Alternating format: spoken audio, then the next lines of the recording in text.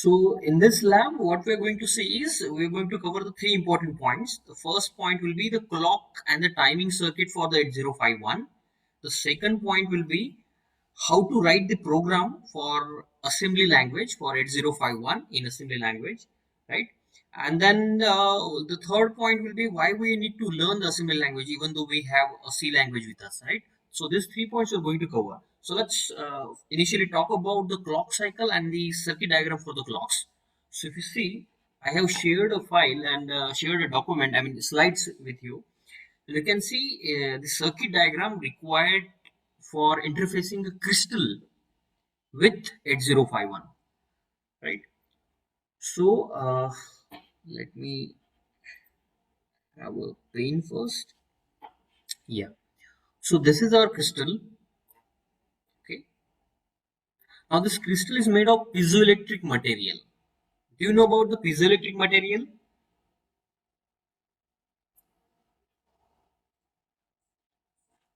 Now piezoelectric material is something which will produce the vibrations if you provide him a supply voltage.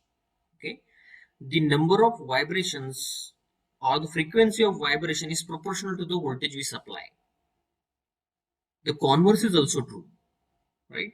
Their vibrations will create some potential difference as well, right? So what we use is we'll typically use this kind of structure for attaching circuit with the two pins of 8051, which is dedicated for interfacing the crystal, that is crystal 1 and crystal 2, right? We'll typically use this arrangement, and the output of the crystal is connected to these two pins, whereas the vibrations or the other connection is made by using capacitors with the ground.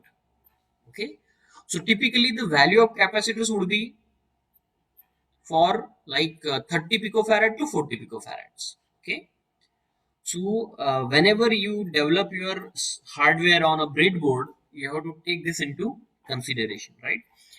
Now the reason behind showing this slide to you is, as we are using the simulators, we are not worried about what clock frequency we are using, right? We just have to make a settings in controller properties for using that particular clock frequency. For example, in our previous experiments also we have used 12 megahertz as a clock cycle. But what if you want to develop your hardware on a breadboard, right? So in that case, this circuit is mandatory.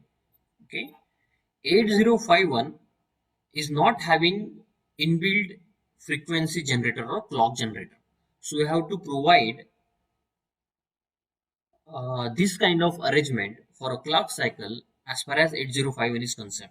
But let me tell you, as far as modern microcontrollers are concerned, for example, Atmega 328, which is an Arduino IC, you can use that IC without a crystal, as it is having an inbuilt frequency generator with it.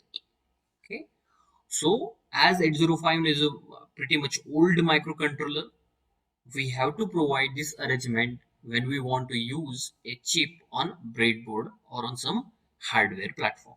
Okay, so let's go and create a new program first, a new project first, and there I would be able to explain you how to write a assembly language program. So let's go and create a new microvision project. Okay, let's create on desktop itself. Okay, let's create a folder there. That's the lab 2. Inside lab 2,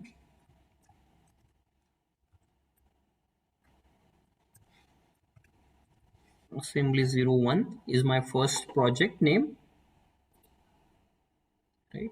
So this is a new project got created. What we want is 89C51, right?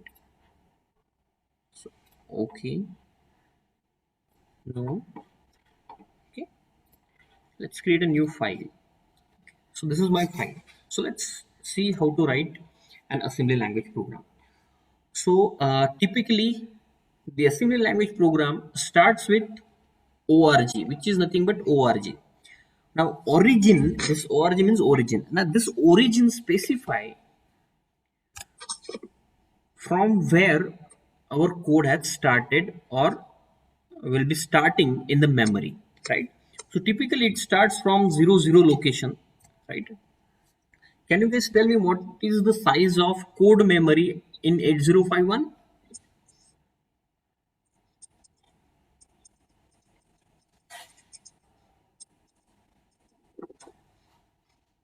4 kilobytes, right?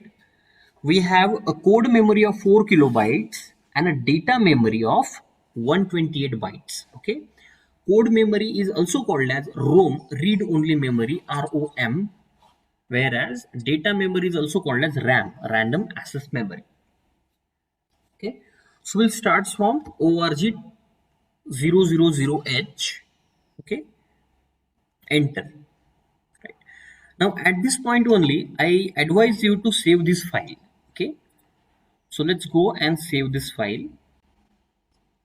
Okay, let's give a name, assembly underscore main dot. Now initially when we were writing an embedded C code, we were saving this file by using dot C, right? But now since this is an assembly language programming, we need to save it by dot A, right? And again more specific, since we are doing it for 51 family, that is 8051 family, we'll be putting it A51. Okay, so keep this in mind. We need to save this file by .a51 extension. So let's save this. Now once we saved, now we have a color coding there in our main file itself. Okay, so we can start writing our code. So we have started saving your code from 4 times org 0000h, that means from 0th location in the memory. And then we do is sjmp, that is short jump. Okay, there are two instructions for jumping, short jump and long jump. So what I do is I use long jump, right? The reason behind this is, uh, as we know, 8051 is having different interrupts, right? And all the interrupts in 8051 are called as vectored interrupts. Now we know the vector term is, vector means magnitude as well as direction, right? That means the interrupts in 8051 is directed for a particular location.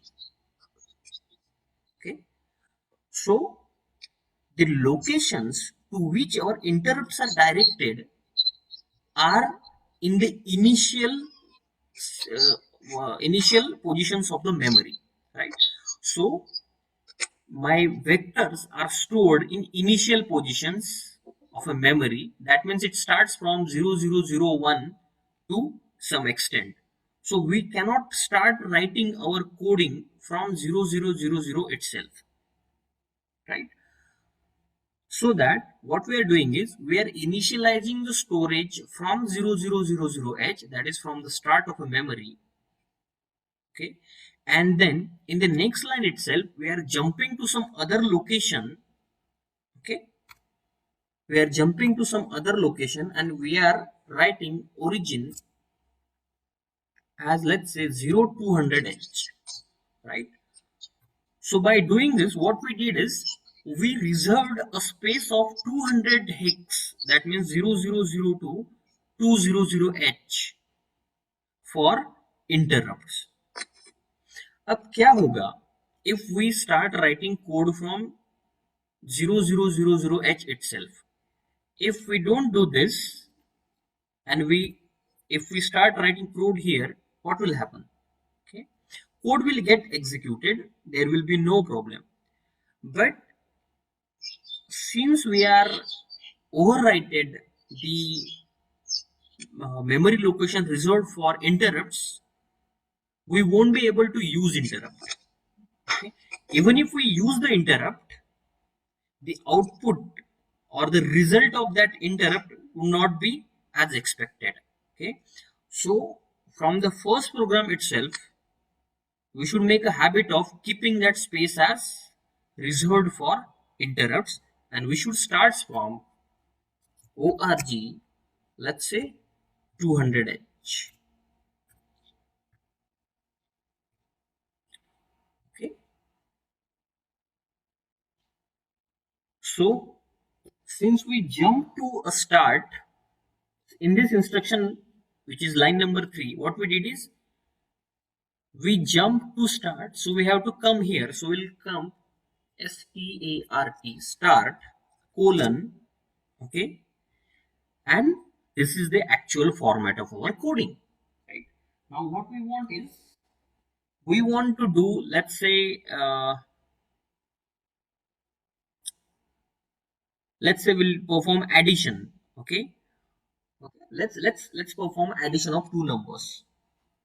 So what we do is we have an accumulator with us, and we have some another register called as register R0, right? So let's move the contents into these two register and then add these two contents. So let's see, what we do is move a comma, let's say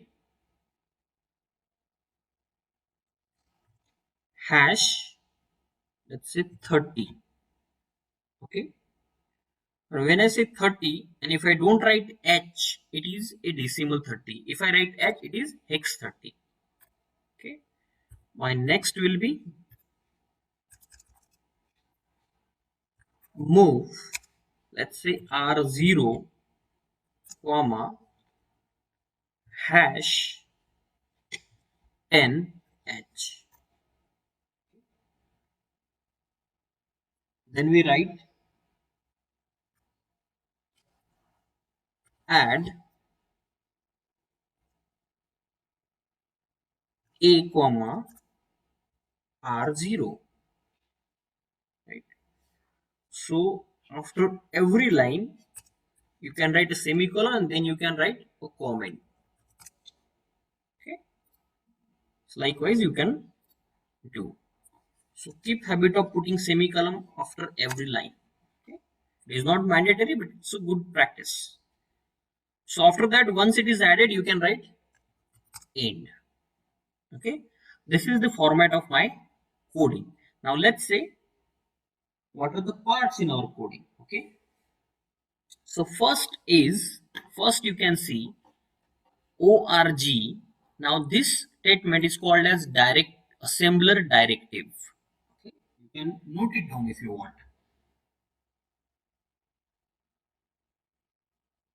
Okay, so first org is called as assembler directive. Now what is assembler directive? It directs assembler, it tells assembler that my coding is starting from 0000h, so that whenever there will be an execution, my execution will start from 0000h, right? Now why I should keep these two lines? What happens if I don't keep these two lines? Okay, now basics about program counter. Now, since program counter, when we power on the device, the program counter is reset to 0000, right? Now, whenever program counter is reset to 00, that means the instruction which is stored at 0th location will be executed. So, if I don't keep anything on 00th location, nothing will be executed, right? And it may result into an error. So, what we need to do is we need to start by 00h only, and the next line itself will do ljump start, where start is a label. Okay, where start is a label. Now label something is anything, you can write your name as well. Okay, so that label is nothing but a virtual address. Label is nothing but a virtual address. Now since we are jumping to this label, right, assembler will find out, assembler will search for this label in rest of the program. कि ये label जो start लिखा है ये बाकी programme में कहाँ है, तो यहाँ पे है, ठीक है। So the assembler will jump or the execution will jump from this point to this point, okay, and then it will start executing rest of the program. But where we have stored this rest of the program, we have stored this program at this location.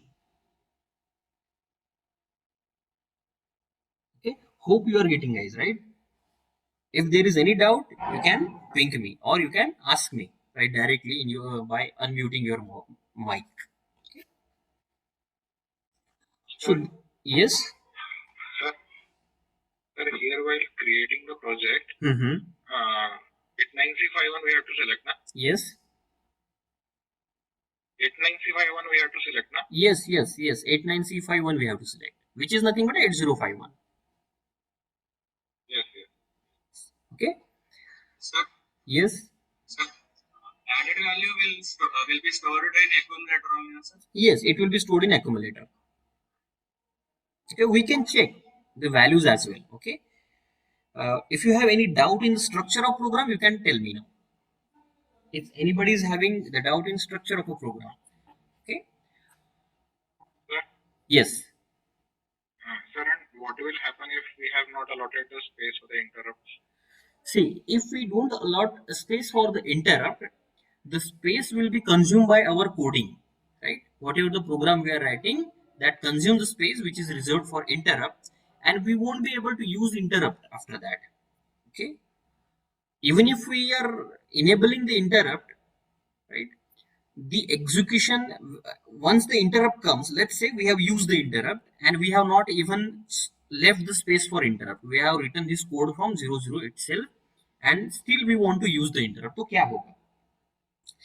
जैसे मैंने बताया कि the interrupts in 8051 are all vectored interrupt. That means the location or the destination of the interrupt is fixed, is hard coded, right?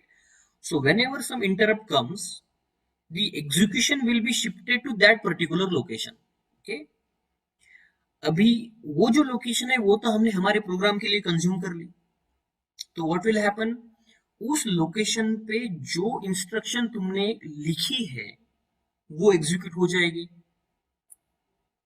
और आपका role जो है interrupt का वो फेल हो जाएगा, क्योंकि इंटरप्ट का रोल क्या होता है, interrupt role is to execute the interrupt service routine,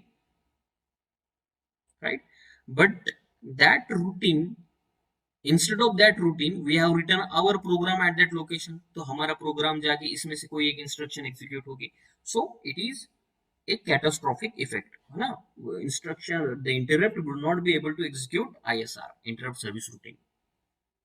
So better practice is to keep that space free for the interrupt so that we can write our interrupt service routine at that particular location and we can start writing our coding or our general program right from some different location. Okay, so this is the uh, concept behind leaving this space and using this L jump instruction next after the like org 000h. Okay, so this start is a label. Okay, now I'll just write it down the way we have written this coding. Okay, so first statement was the label, right? Then a colon is necessary, so label colon, then what I written, I written mnemonic,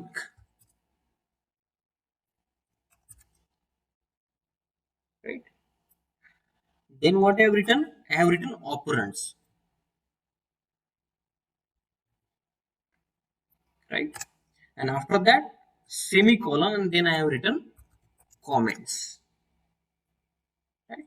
So this is the typical structure, this is the typical structure of a assembly coding. Okay, there would be a label, label can be anything, you can write start, you can write loop or anything. Then there will be a, sorry, then there will be a mnemonics, mnemonics are move, add, right? So these are the memories. Then we can have operands. Operands would be the different registers, the data, okay, that are the operands. Now, what does it mean by this hash sign? This hash sign will indicate the immediate addressing mode. Now, you have studied addressing mode in 8085, but uh, I'm revising this for you. This hash sign means immediate addressing mode. Just a minute, guys.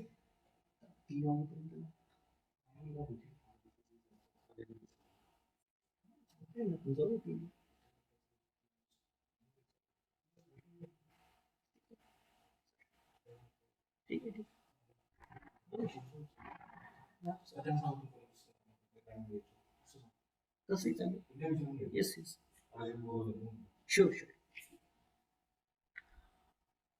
So, guys, this is the typical program we write. The hash assign indicates the immediate addressing mode. We will be revising the addressing modes in further lectures, but this is just for this coding. Okay.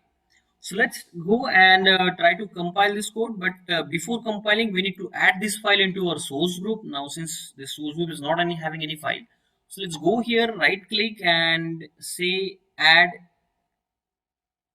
existing files to the group. This is our file. So add, close. Now this file is added. So let's go and compile this. So let's write assembling assembly underscore main.a51. That is our coding file. So there are no zero errors and zero warnings, right? Now let's go and create build it. So by building, we will be able to create a hex file for this. So since we won't find any hex related information, that means we have to go and set the target properties for this. So project build for target, options for target, and it will go to device target output. So here we have to click on this create hex file. Even you can change the name of hex file which is going to generate. So this is the name of executable or a hex file. You can change this name and the name of hex file will be same as per your name given in this column. Okay. So this is how you can change your name. Let's say okay and let's build it again. You see the hex file is getting created, right? Now, since we are not going to put this file into our simulator or in controller, as this is just an addition file, we want to see the outputs of, or what I say is the contents of the registers, right? Now, how to see the content of those registers, okay? Let's go. See, you can go here into debug, right? File, edit, new, project, flash, and debug, okay? You can go into debug and you can start debug session. Okay, this will show because since this is a evaluation version, we have a limit of 2 kilobytes of code. So let's okay. Now you see you are into an evaluation mode. Sorry, a debug mode. Okay. Now once you into a debug mode, on the left hand side you see registers. You see the registers available for 8051. Right. This is also again the registers and the different like PSW available for 8051. This is all the registers available and the contents you also can see. Similarly, on upper side you see for every location you see the value of your instruction where you have saved your instruction. Now at 000H we have saved our ljump instruction, right? And at 200H we started our coding. So let's check out where is 200.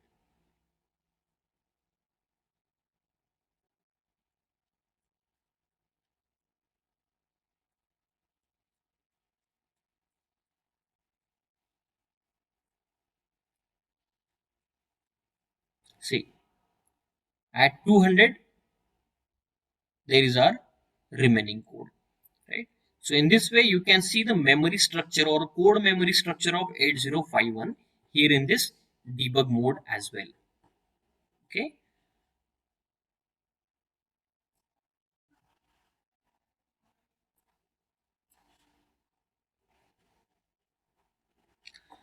So let's go here at this point only. Okay. In our and now we want to run this file. So to run this file, we'll go to debug again, and there is an option called as run. Okay. So let me click on run. Now once we run this file, right, this code is get executed and the contents of corresponding registers will be displayed on the left side, that is the register window. Now you see R0 is 10. 0 cross means it's a hex value. So it's 10. So you see here we moved R0 or 10 into R0. So here you can see 10. In accumulator we moved 30. So there is a 40. How?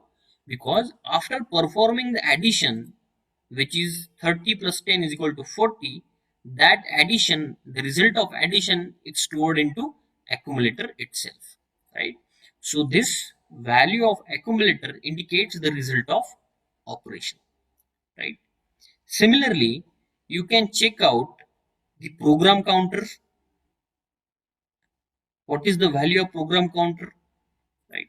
So this value indicates the next instruction which is going to execute is at location 0205, but as we have ended at this position, there is no further instruction available, right?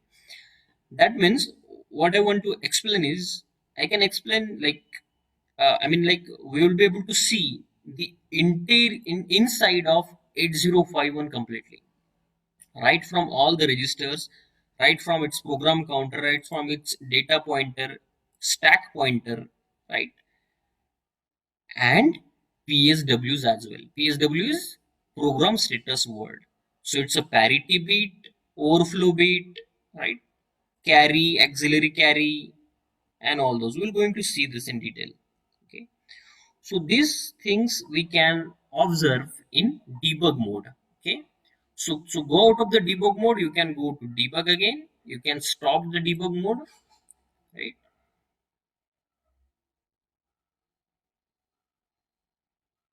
You can come into a normal mode and you can again edit the code. You can save it, you can compile it, you can build it, and you can again go to debug mode and you can again check the output of your coding there. Okay.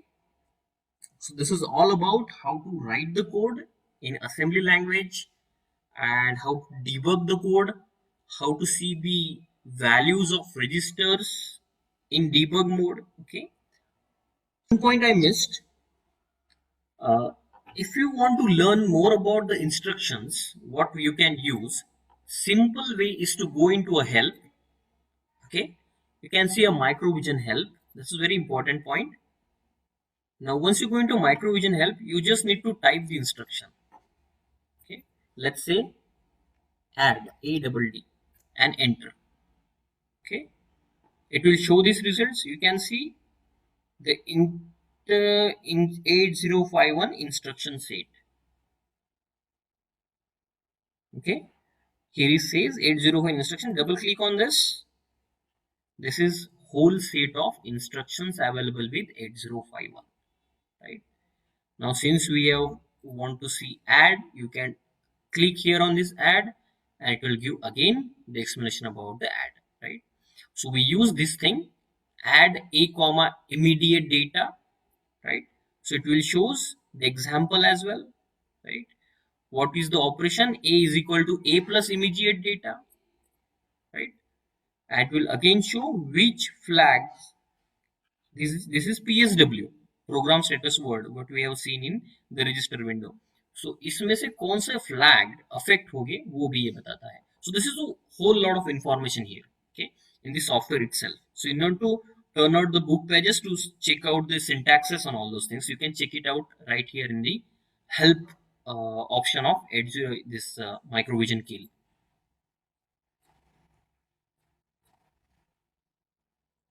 I hope this is okay, right?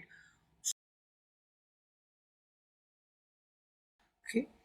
Now, as we know, we have C language with us, but we need to learn an assembly language. The reason is the memory constraints. When the programming memory for the controller is limited, right? And if you want to write a large program, at some point of coding, we may feel that the memory is insufficient, right? It may not be sufficient to write a large memory, large codes. Okay. Now, this is a typical scenario for old microcontrollers, whereas in modern microcontrollers, we may not face this kind of challenge, right? Because as far as modern controllers are concerned, we may have, uh, enough memory for writing a code. But if we consider the lower versions of microcontrollers, we face the problem of memory constraints, right?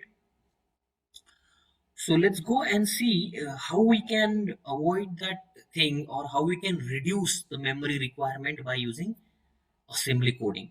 So for that, to demonstrate that, what I did is I have written two codes for the same thing, right? The problem statement is same, but the code written, one code is in C language and one code is in assembly language, and let's see what is the effect. Okay, so just observe the window. I'll show you. Okay, writing, sort of blinking the LEDs. Rotating the LEDs pattern, right? So you can see this is the assembly code. Okay, what is started with 00, then long jump to start. I started with 200. Then what I did is I defined port 1 as an output port. Okay, so execution will come here. It will define port 1 as an output port. The port definition, that is output or input, can be given like this. Okay, move P1 comma 00H. That means it defined the port P1 as output. If I write it like this, let's say move P1 comma 0FFH, then this defines port 1 as input port. Okay, how to remember this is, see, output, the first letter is O, right? O means 0. So whenever you want to define something as output, just write 00H. Whereas if you want to define as input, what is meant by F? F means 1111. So 1 indicates I. So input. So input is FF, output is 00. So in this way you can define. Now once you define this port as output, what we are doing is we are placing the contents into particular register. What we want is we want to rotate uh, deep LED pattern. So how many times we will be going to do it? Infinite times. So 111111, all 8 times 1 means FF. So I'll be putting that value into a register R0. I'll be putting that R0 into accumulator, and then accumulator into port 1. Okay, and I'll be comparing decrement jump if not 0. I'll checking whether the R0 is 0 or not. If this is 0, right, I'll be jumping it again, jumping to again. So again it will be loaded with FF, and it will again do the things. If decrement jump if not 0, if it is not 0, it will be jumped to this location. So loop 1 is here, right? So again it is moved into uh, accumulator, accumulator to port 1, and this process will go on. So what this process will do is it will keep on blinking the LEDs, right? How to see that is to use our Proteus.